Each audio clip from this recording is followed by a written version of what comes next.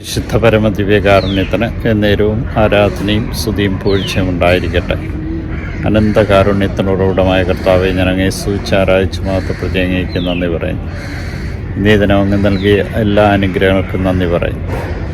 അപസ്മാരം പിടിപെട്ട തൻ്റെ മകനെ സുഖപ്പെടുത്തുവാൻ ശിഷ്യന്മാർക്ക് കഴിഞ്ഞില്ല എന്ന പരാതിയുമായി കർത്താവിൻ്റെ അരികിലേക്ക് വരുന്ന മനുഷ്യൻ കർത്താവിനോട് പറയുന്നുണ്ട്, സാധിക്കുമെങ്കിൽ എൻ്റെ മകനെ സുഖപ്പെടുത്തണം.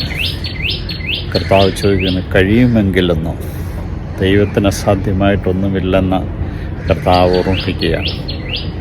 വിശ്വസിക്കുന്നുവെങ്കിൽ സർവ്വതും സാധ്യമാണെന്ന് കർത്താവ് പറയുന്നു. കർത്താവെ, ഞാൻ വിശ്വസിക്കുന്നു, എൻ്റെ അവിശ്വാസത്തെ പരിഹരിക്കണമേ എന്ന് പറയുന്ന ആ മനുഷ്യനോട് കർത്താവ് പറയുന്നൊരു കാര്യമുണ്ട്, എൻ്റെ മകൻ സുഖപ്പെട്ടിരിക്കുന്നു. എന്തുകൊണ്ടാണ് തങ്ങൾക്ക് ആ രോഗിയെ സൗഖ്യപ്പെടുത്തുവാൻ കഴിയാതിരുന്നതെന്ന് ചോദിക്കുമ്പോൾ കർത്താവ് പറയുന്നുണ്ട്, പ്രാർത്ഥന കൊണ്ടല്ലാതെ ഇവയെ പുറത്താക്കുക സാധ്യമല്ല. പ്രാർത്ഥന അതിൻ്റെ പൂർണ്ണതയിൽ ചൊല്ലുമ്പോഴും വിശ്വസിച്ചുകൊണ്ട് തിന്മയുടെ ശക്തികളെ പുറത്താക്കുമ്പോഴും അത് പുറത്തു പോവുക തന്നെ ചെയ്യുമെന്ന് കർത്താവ് ഓർമ്മിപ്പിക്കുന്നു.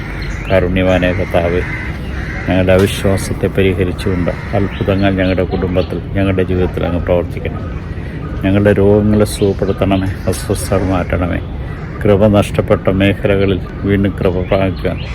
ഉറച്ച വിശ്വാസത്തോടെ സംശയം കൂടാതെ അങ്ങിൽ സമ്പൂർണ്ണമായിട്ടും ആശ്രയിച്ചുകൊണ്ട് മുന്നോട്ട് പോകുവാൻ തക്കവിധം കൃപ നൽകി അനുഗ്രഹിക്കണം.